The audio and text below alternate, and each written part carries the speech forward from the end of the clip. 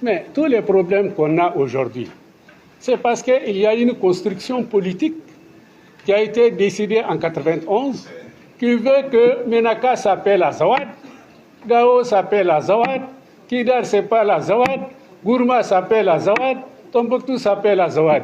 Avant 91, aucun habitant de Menaka ne se considérait de l'Azawad. On ne savait même pas ce que c'est l'Azawad. Aucun habitant de la région des Gao de l'époque d'ailleurs, de la région des Gao, des Gundam, des Dire, des Rarous, des Gourma, en dehors des Barabis qui sont entre Tombouctou et Arawan. C'est ça l'Azawad. Quand vous regardez la carte du Mali, vous allez voir un train, c'est écrit Azawad au sud de Taoudéni. Vous allez voir à l'est de Menaka, la vallée de l'Azawak. C'est écrit Azawak. Et Azawak, c'est différent de l'Azawad. Moi, je pense qu'il faut ajouter une grosse mesure qui doit consister au démontage de la construction du concept politique de l'Azawad pour les ramener à sa réalité historique, qui doit être comprise entre Taoudéni et Tombouctou. On peut trouver la formulation, je sais que dans votre équipe, il y a d'éminents historiens qui pourront vous indiquer les limites de l'Azawad. Parce que tant qu'il y a des gens en dehors du Mali, et parmi nous aussi, au CNT ici, au gouvernement, qui pensent que Azawad, c'est tout le nord du Mali, jusqu'à Douanza d'ailleurs. Franchement, il va être très difficile. Je ne vais pas être optimiste, mais il va être très difficile de faire la paix. Je pense que ça, c'est extrêmement important.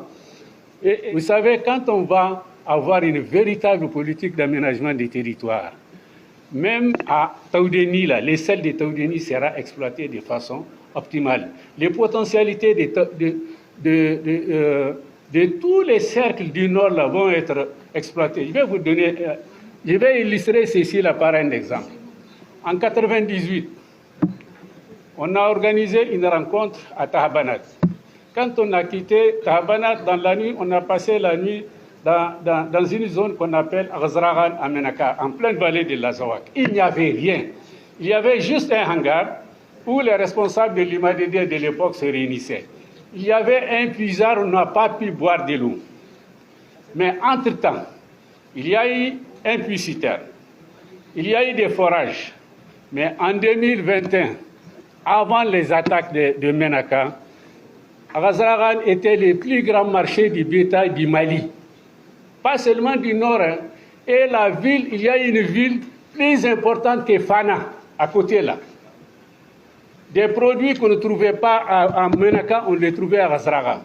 Donc je pense que ça, c'est une question d'aménagement des territoires.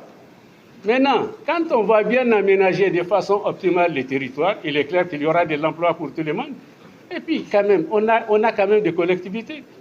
La loi qu'on a adoptée en 2023, mais il y a eu, au nord seulement, il y a plus de 100 collectivités. Il faut valoriser ces collectivités. Donc, d'où la nécessité, franchement, d'avoir une bonne politique d'aménagement des territoires. Maintenant, il faut que les gens ne fassent la différence entre l'aménagement du territoire et les schémas directeurs d'aménagement des villes. Je crois que c'est cette confusion d'ailleurs qui fait que le schéma d'aménagement des territoires est actuellement piloté par le ministère de l'Urbanisme, ce qui est à mon avis un autre problème.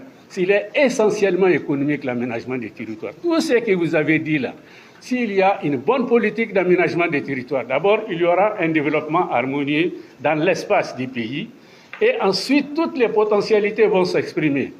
Maintenant, quand on dit qu'on fait un programme de développement, le programme de développement, c'est un certain nombre d'actions identifiées par le gouvernement qu'il met en œuvre. Mais quand on dit un schéma, chaque collectivité verra dans ce schéma-là où il y a ses potentialités. Elle va mettre en harmonie son schéma local, le schéma régional avec le schéma national. Je pense qu'il est extrêmement important que cette question d'emploi soit approfondie. Le problème d'emploi, il est économique. Ce n'est pas un ministère qui crée l'emploi. C'est l'économie qui sécrète l'emploi. Maintenant, quelles sont les dispositions qui doivent être prises pour que notre potentiel soit valorisé de manière à sécréter suffisamment d'emplois pour les jeunes. Ce qui m'amène à rejoindre un peu une idée de Maïga quand il dit qu'il faut qu'avec le ministère des Finances, cette question soit approfondie. Merci. Merci bien.